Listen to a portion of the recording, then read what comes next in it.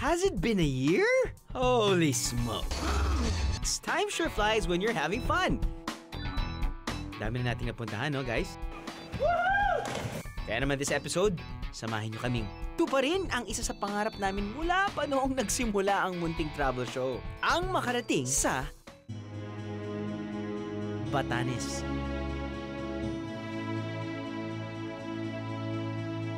Yep, beautiful Batanes.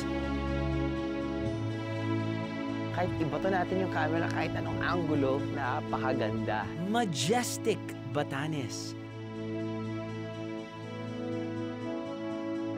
Swerte nating Pilipino, meron tayong ganito sa Pilipinas. Serene Batanes.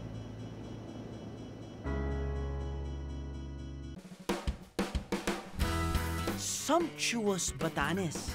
And the winners are... Wow, party in my mouth. Huwag na magpahuli sa biyahe na to. Ano? Sama ka sa biyahe ko? Noon, medyo mahirap puntahan ng Batanes. At hanggang ngayon, 2 airlines lang ang bumabiyahe mula Maynila papuntang Basco, ang kapital ng Batanes. The best time to go to Batanes is this season, no? From December up to June because the weather is perfect. Malayo pa sa Baguio, so this is the best time to come to Batanes. Ang flight po dito sa Batanes ng Skyjet Airlines is every other day, Monday, Wednesday, and Friday. Umaga-umaga po yan, 5:30 a.m.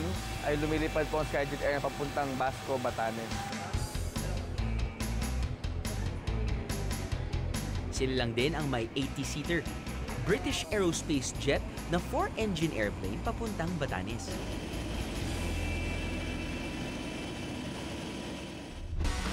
Lagpas 1 oras lang ang biyahe papunta sa pinaka-norteng probinsya ng Pilipinas. At may enjoy mo to kung hindi ka masyadong inaantok. Please Lord, please Lord, please Lord, please Lord. Bakit ako nagiginto? Actually, first time namin na if ever makakaland sa Batanes. Okay, dahil first 2 times, nakalipad kami. Pero after how many minutes, U-turn dahil sa weather. It could be, maybe, dahil yung aeroplano natin ngayon ay mas malaki. And 80-seater. It's actually the first time na sasakay ako sa isang 80-seater that can land on a very short runway. Etong airline na to, they're focusing on the leisure type of service or leisure airline. It's funny that we don't have to pay for food. They serve parang mga Danish rolls, serve sila ng tubig, and they serve sparkling wine or champagne. It doesn't matter. Pero kung masyadong ma-excite mga daddy, and don't worry mga mami, it's non-alcoholic.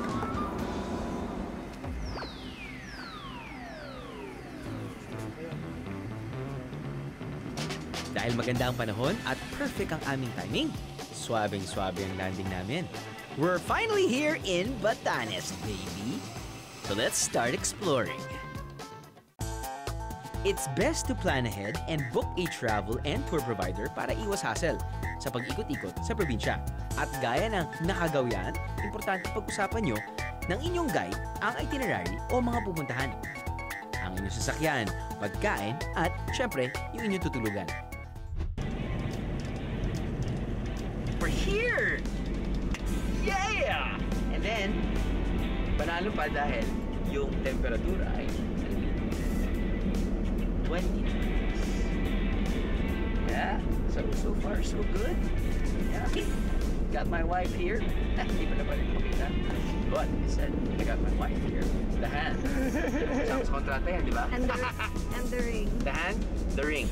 Bakit nagiging magandang season? Because of the climate ba? Mas... yung ganitong month, siya, maaraw pero malamig. Maaraw pero malamig. Kahit tanghali, ramdam mo pa rin malamig ka. So, kahit mamasyal ka, kahit umakyat ka sa bundok, yung hangin, malamig. So, hindi ka papawisan. Ang Ang Batanes ang pinakadulong probinsya ng Pilipinas sa Hilaga. Mula rito ng araw ay nasasagap na ang broadcast ng ilang radio stations mula sa Taiwan. First impressions. Napakasimple at tila mabagal ang takbo ng buhay ng mga tao. At talagang mararamdaman mo ang kabagalang ito. Dahil na rin sa imposed speed limit sa bayan ng Basco na 20 kilometers per hour. Kaya kung balak niyong pumunta rito, magbaon ng konting pasensya. Namnamin niyo na lang ang magandang tanawin at huwag magmadali.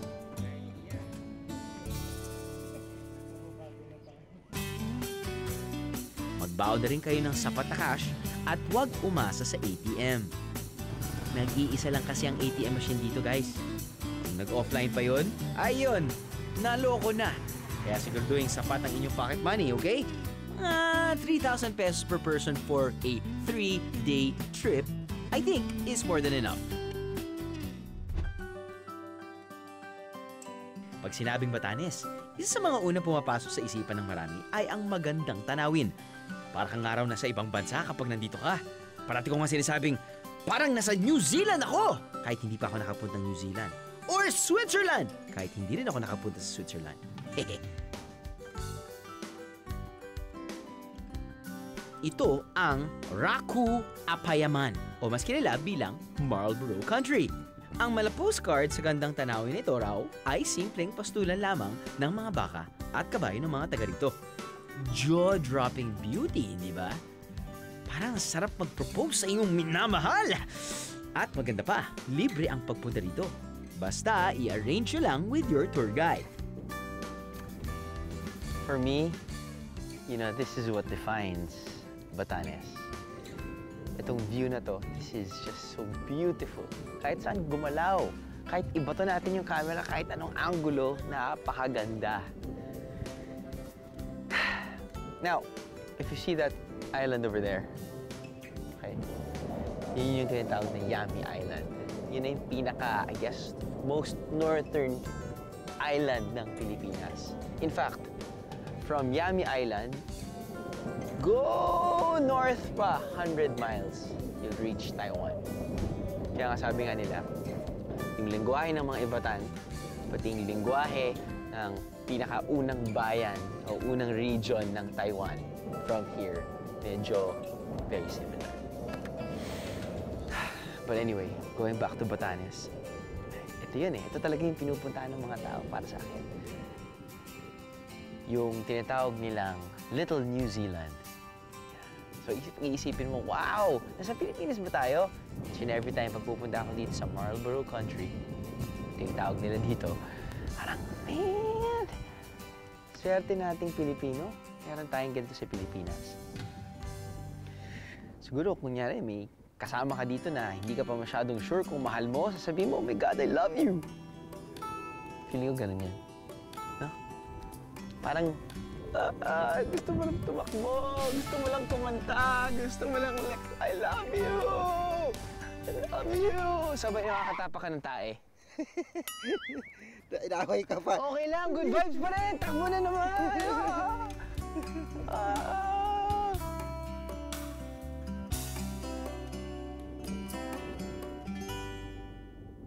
If ever man magkakaroon ako ng isang selfie sa buong buhay ko, this would be it. This would be the perfect time. Kahit sa mga selfie haters dyan, wala ko, hindi naman ako masyadong selfie. But sorry. Selfie galore ako dito sa Batanes.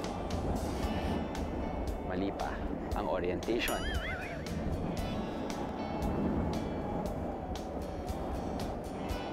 Hinahanap ko yung araw. Yan!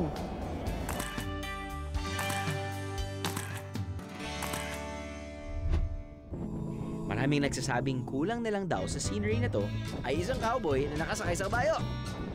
But not to worry, ladies and gentlemen. I give you Drew Boy! Yeehaw!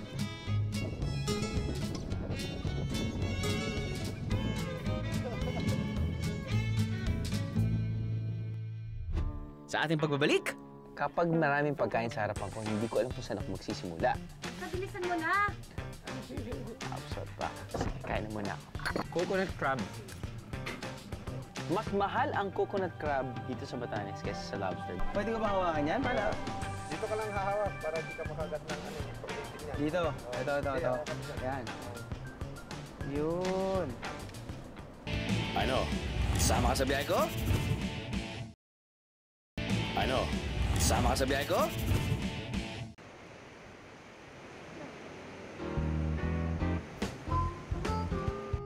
Dahil sa pagdami ng dumarayong turista sa Batanes, dumarami na rin ang mga matutuluyang lugar.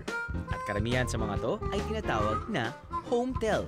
You know, like a home, only it's a hotel.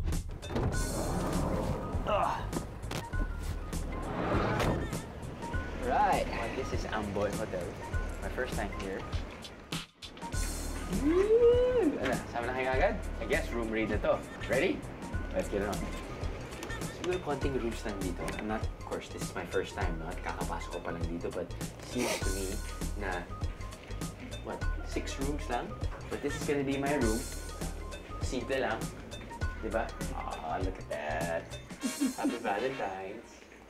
So, nandito ako, nandito yung asawa ko, at nandito yung cameraman. Ayun. Diba? Good job. Meron silang flat screen TV, so I'm guessing this place is new. Actually, smells new. Woo! Nice! Clean banyo. At meron ka pang view. Ha? Good job. Alright. Now, dito sa Batanes, maraming mga motorsiklo. Yung mga tricycle, konting kotse. Pero, I'm guessing, dumadami na rin yung turista. Pero before, kahit nakapikit ako, tapos maglalakad ako across the street, walang mangyayari sa akin. So, subukan natin ulit niyan. Kids, don't try this at home, okay? I'm still safe. Forward. Yeah! See? Look at that. At para mapadali ang buhay ng mga turista, meron ding hometel and restaurant in one.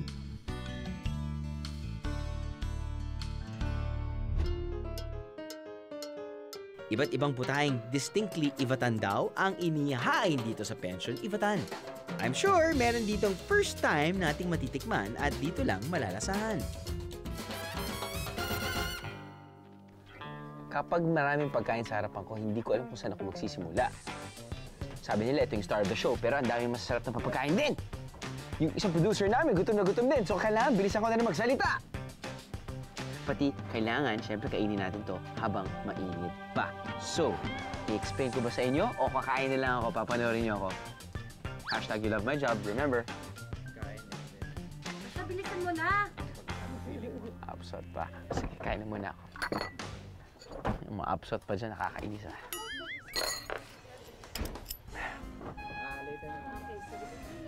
Okay, salad muna ako. Pako, lunis. Tawag kasi nila sa pork adobo nila ay lunis dito sa Batanes. Wala naman talaga tatalo sa baboy. Inadobo mo pa yung baboy. Pasok! Ito yung parang platter nila. It's called Batanes flavor. Kiluin, inihaw na liempo, or inihaw na baboy, beef tapa, caliente. Caliente is made out of parang beef. Oh, soft skin. Oh, soft skin ng beef. Tapos nun, ito ay, syempre, kanilang kamote chips na ang dami kasing kamote dito sa Batanes. Ito yung hindi ko pa nasusubukan yung caliente. Ooh. Parang lasa niyang kinilaw, pero beef. Pero ito, luto. Oh, yung pisngi kasi. Oh, sarap. Sarap yung texture niya. Excited ako sa lobster, pati yung coconut crab. Ganito. Coconut crab. Hindi naman siya nagkakalayo sa usual crab na nakukuha natin sa dagat, no? Pero dito, naku, napakamahal niyan. Dahil mahirap huliin. Sabi nga ni Madam, medyo nagiging 700 pesos per kilo pag binibenta nila. And I think coconut crabs are in a way cleaner than regular crabs or crabs from the sea dahil nga mga crabs from the sea dahil medyo scavengers yan, kinakain na kahit ano kinakain nila. Ano to? Kinakain nila buko. Let's move on to the lobster. Mas mahal ang coconut crab dito sa Batanes kaysa sa lobster. 500 pesos sa market as compared to the 200 or as compared to the 700 pesos per kilo. 700 to 1,000? Wow, ang coconut crab per kilo. Lobster, 500 bucks. Tell that to the foreigners. All right. Are you hungry? Oh. Yeah. God. This one? Hindi mo nagsasalita yan? Yay! Oh, sorry. Oh, oh. It's so soft. Yeah.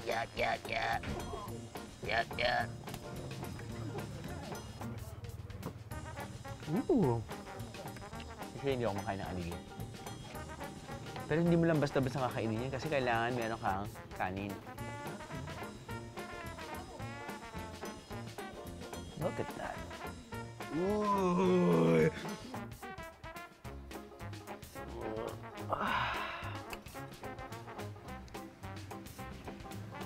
Bye-bye, abs. Ooh. Ang sarap. Balik natin dyan. It's really, really good. What else? The ubod balls! Ooh! Kala ko nga meatball to but apparently it's... So may pork, may fish, may ubod ng saging. It's just... Everything's here. Oh. It's not deep fried, it's just boiled. It's a bit massive. And the winners are... The aligid is really, really good. At the same time, parang, syempre, mas mahal. So, iisip mo rin, sayang naman, tirahin mo na yan, di ba, mahal. Of course, you know, minsan ka lang mga kain ng lobster. I mean, kasi pagdating sa crustaceans, I really, really love crustaceans. You know, parang gusto mong hawakan, gusto mong biyakin, tapos gusto mo, you wanna get down and dirty, you know, while you eat. Yan yung nagbibigay sa akin ng kasiyahan. No, I can go on and on. Para hindi pa makakain yung the boys ko. Kahit gutom na sila, no? But, very nice. Ano, Cam? Kaon? Kaon? Mas mahal pa ang coconut crab kaysa sa lobster dahil daw mas mahirap itong huliin. Gaano kahirap? Well, I mean, it can't be that hard, can it? Sige nga, subukan natin. A short 20-minute drive will take you to Dayura Fishing Village. Dito raw matatagpuan ang karamihan sa mga lungga ng coconut crab.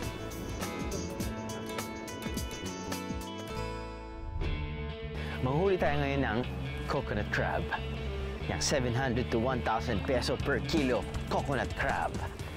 Bakit mahal? Well, dahil konti lang yung coconut crab. At the same time, hindi ganun kadali huliin. Yung ipupunta natin ngayon kasi turista tayo eh. This is the most accessible na. Usually kasi medyo malayo-layo pa. Pero at least, sa ating pupuntaan, hopefully makakakuha tayo ng coconut crab na napasok na dun sa sa mismong trap.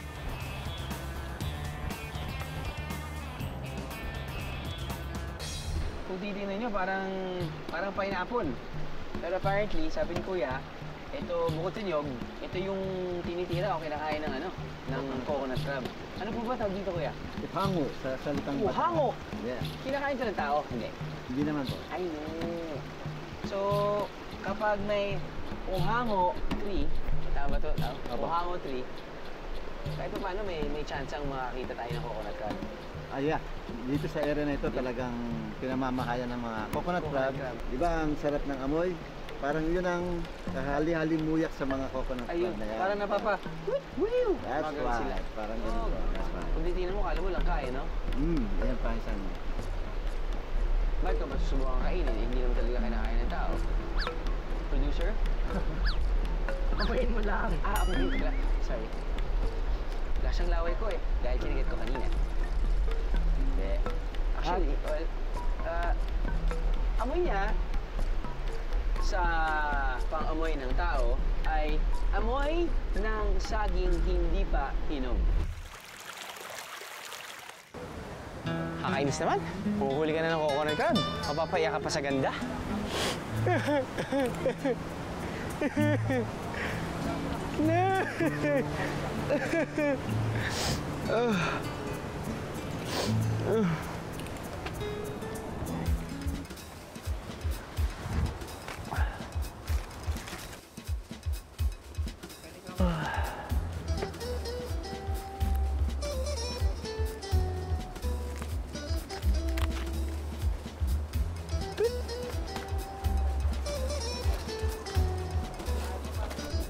Felix, gandang hapon. Okay, ano mo ginagawa natin para tayo makahuli ng coconut crab?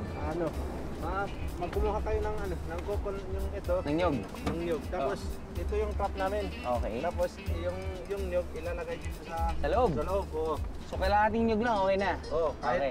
kahit konti lang, pwede na. Maamoy nila siguro yan, no? Oo, maamoy ng coconut crab. Tapos ilagay mo dito, ito yung paglagay ng so, Sa pinakadulo? Okay. may butas yan dito. May butas. Tapos ito yung takip niyan. So, ito yung saraduhan. Pero hindi masasara yan pag hindi tinugtukan yung... Tapos ilalagay mo dito. Oh. Yung ito dyan nakatira yung yung Coconut crab.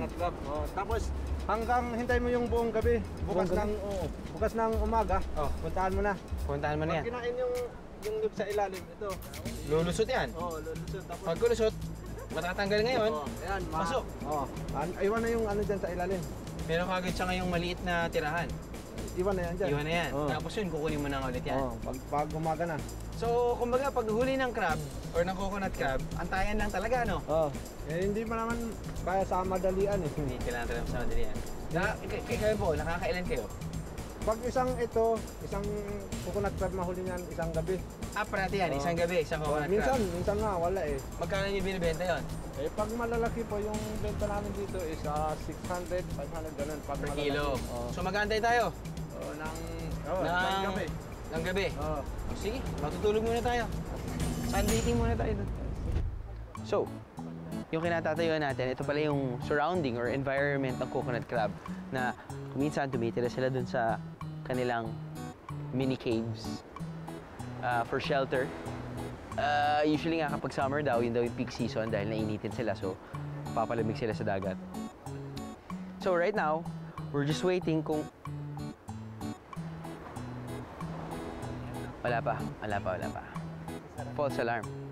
So, inaantay lang natin yan. Sabi nga nila, usually, iniawa nila yan overnight. Pero hey, I feel lucky. Antay lang tayo. I mean, come on. Patient naman tayo. But usually naman yung taping ng biyahe ni Drew, mga 2 weeks kami for 1 episode. So we have time. Oh!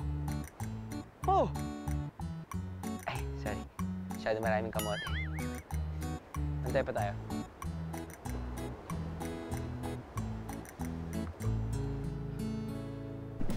Sige kuya, tirahin natin. Mukhang may nangyari na eh.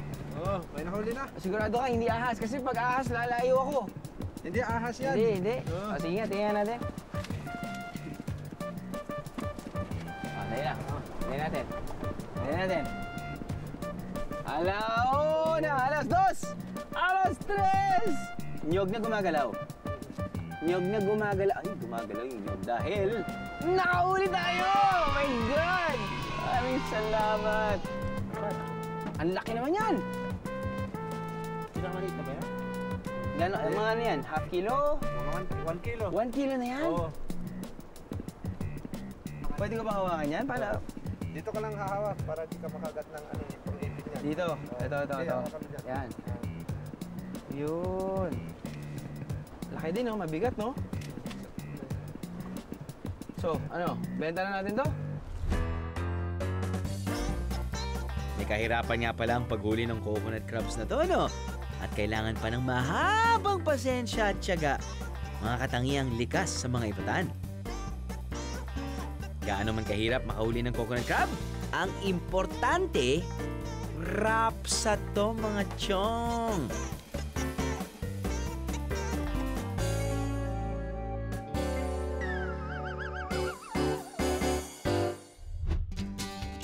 At kahit hindi mo nakikita, mararamdaman mo ang isang kahanga-hangang katangian ng mga taga rito. Ang pagiging matapat. Parang get now, pay later. Stig. Ano? Sama ka sa biyahe ko?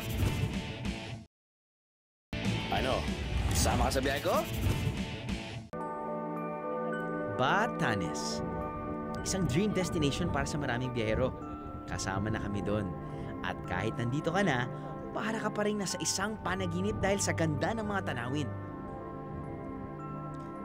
At kahit saan mo ibaling ang iyong paningin, mapapabuntong hininga ka sa kagandahan ng paligid.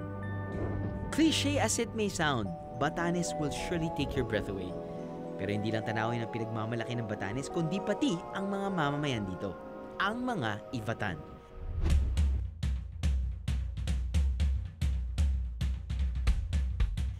Tulad na lamang ni Lolo Salvador, ang nagmamayari ng pinakalumang bahay na bato sa Ivana, Batanes. Itong bahay po nyo ay pinakamatandang bahay na lumang bahay dito sa Batanes, no? Opo. Paano po siya nagiging special? Special. Opo. Nagiging special siya kasi ito na lang naiiwan. Opo. Siya na lang. Saka yung... Paano po ba nila ginagawa yung bahay dati? Gano'ng katagal na po yun? 1877. 1877. Yeah. Wow. Siguro As of now, mga 125 years. 125 years. Yeah. Parang kakaiba po yung ano nyo, yung roof. Ayun. Oo. Kogon yan. Kogon. Oo. Yung ano niyan, yung lens niyan, kung makapal, piti sa 30 years. 30 years. Kung medyo manipinipit, mga 25 years. So pinapalitan every 25 years, 30 years? Yeah, that is true. Bakit po kogon yung material na ginamit? Ay, wala nang ibang ano eh. Kung ano po yung nandyan, Yeah. yun po yung ginagamit. Yeah, yes. So, pag umuulan, hindi pumapasok yan. Hindi pumapasok. So, sa tingin niyo po, hanggat nandito pa yung bahay na to, dito pa rin kayo titira, no? Yes. At siguro, yung mga apo nyo, dito pa rin titira siguro.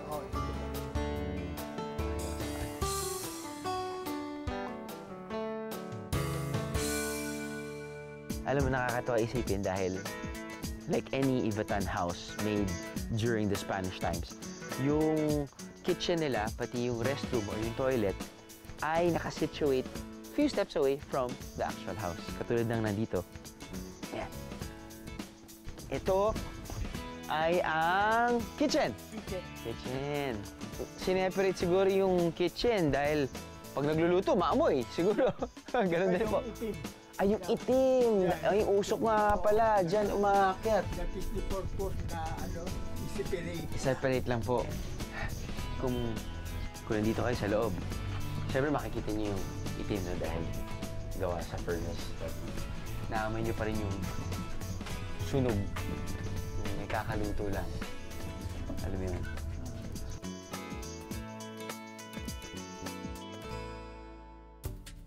Yung basement ng bahay, nakikita niyo isa lang ang entrance. Opo. Ayan. May parties ba na nagaganap dyan sa basement? Wala. Wala. Ang ilalagay dyan yung mga products namin, yung mga produkto, yung ubi, wakay, gano'n. At saka kung bumagyo, halimbawa na 2 days 2 days po. before na typhoon, yung mga manok, pinasok sila dyan, baboy, kambing kung may kambing ka.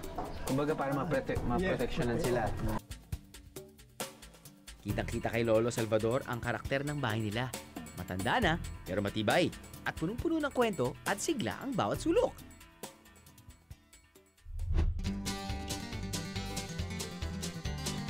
At kahit hindi mo nakikita, mararamdaman mo ang isang kahanga-hangang katangian ng mga taga rito, ang pagiging matapat. May sikat na store dito called Honesty Store. Alam ng mga tao yan na pumupunta dito sa Batanes. Pero maraming hindi nakakaalam na meron din isang Honesty Store from way back pa. Ang binibenta nila ay gulay. Walang tao dito. Pero naglalagay sila ng presyo doon sa plastic. Yan, 10 pesos. Hindi mo na sila mag-iwan ng pera. Gagawin nila, kukunin nila ito, up. Okay. Malengke, uwi na.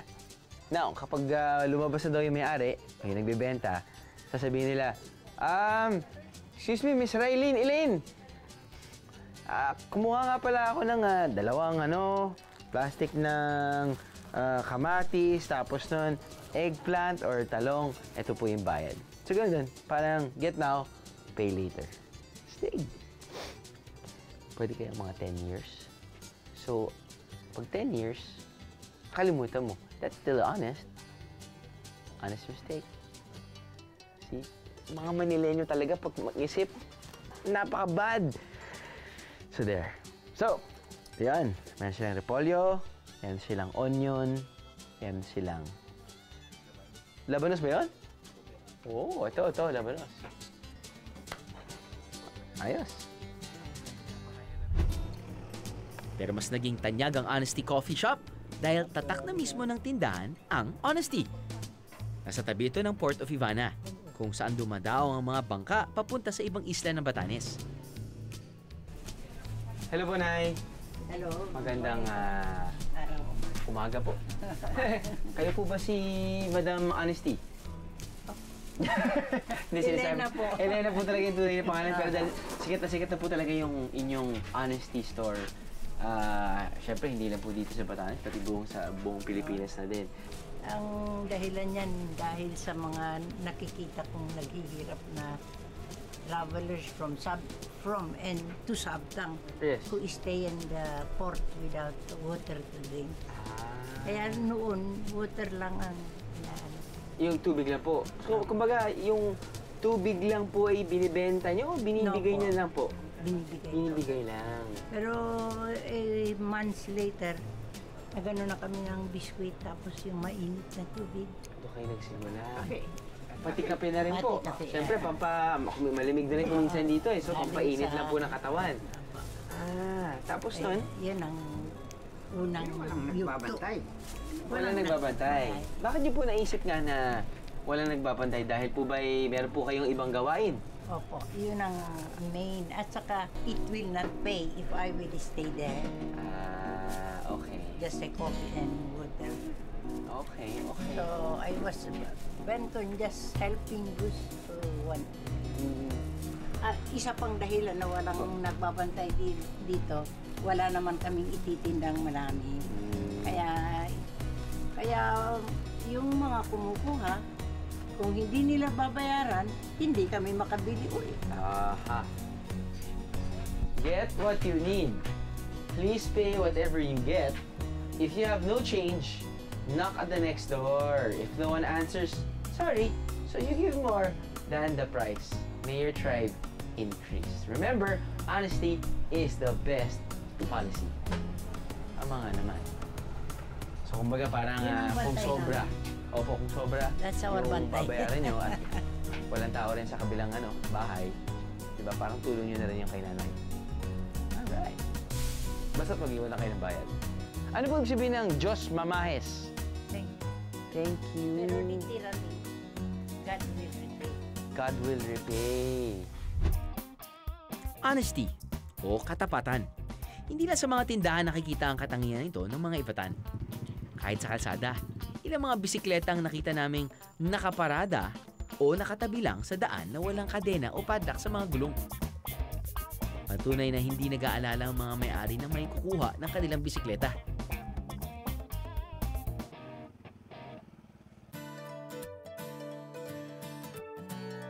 After a day in Batanes, parang kampanteng-kampante lang ang kalooban mo dahil alam mong ligtas ka at walang magtatangkang magnakaw ng gamit mo. Peace of mind. Priceless. It's pork loin with pesto. Ooh. Ooh, wow. Party in my mouth. Kaya mag-slow cup ako right now while standing. Ano? Sama ka sa biyahe ko? Ano? Sama ka sa biyahe ko?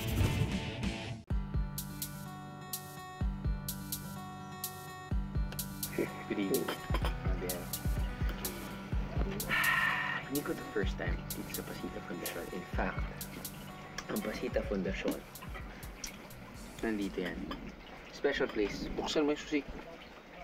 Andiyan yan. At syempre, kakwento na rin ang aking misis dati, girlfriend. At yung pag-alaga nila sa amin dito, the best. Pasita Fundacion kasi, parang siyang isang, lumang bahay siya, tapos noon ginawa siyang hotel. Konti lang talaga yung mga rooms dyan.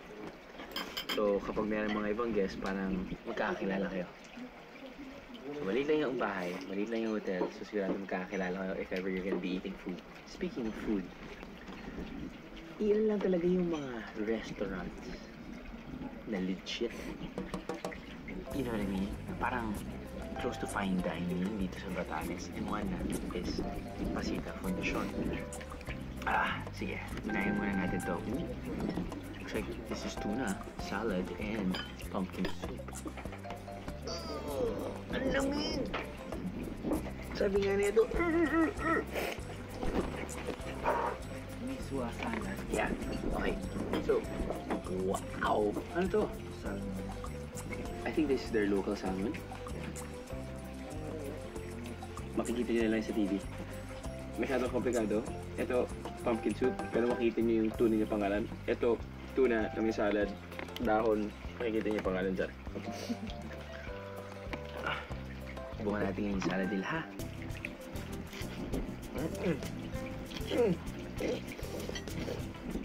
Ang sakit!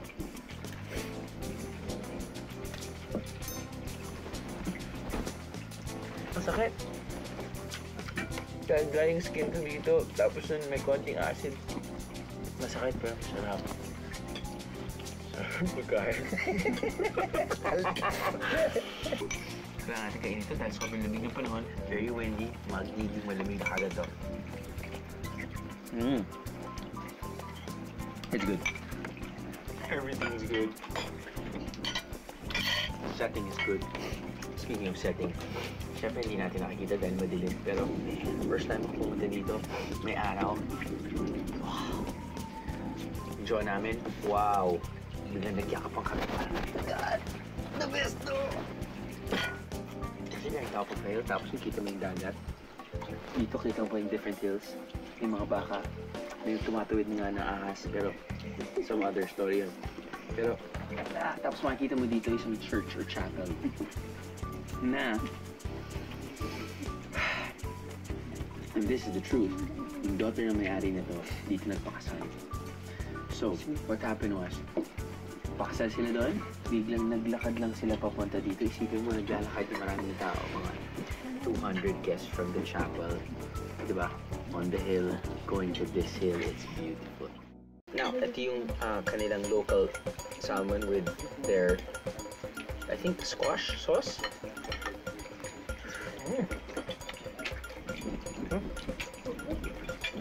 That's perfect. May konting olive oil lang. And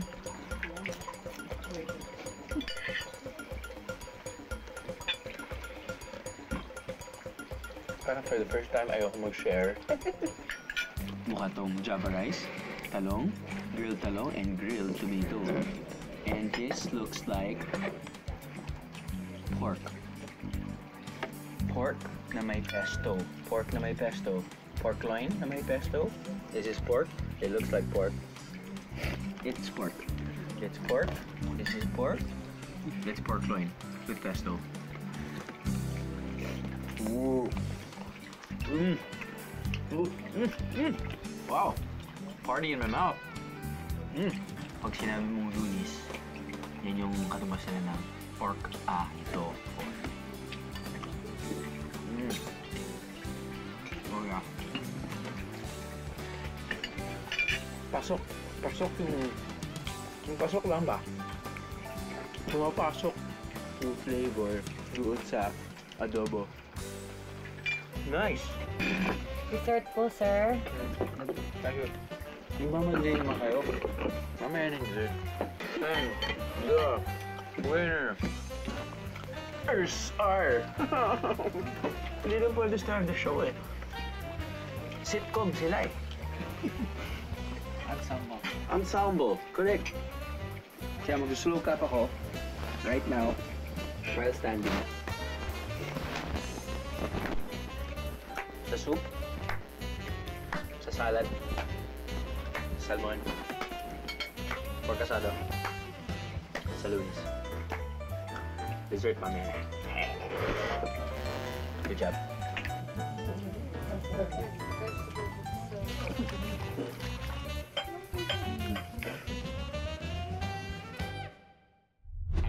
Sa pagbabalik ng ating anniversary special, ano ang lasa ng lumot? Wala rin talaga akong balak kumain ng lumot my entire life. And let's brave the treacherous waters. Dahil ilan lang talaga yung mga barko o bangka. Sisiksikan sila sa isang ano. Sabi natin yung mga motorsiklo. Let's go Batanes chic. Haba ng hair ko. And visit a village that's frozen in time.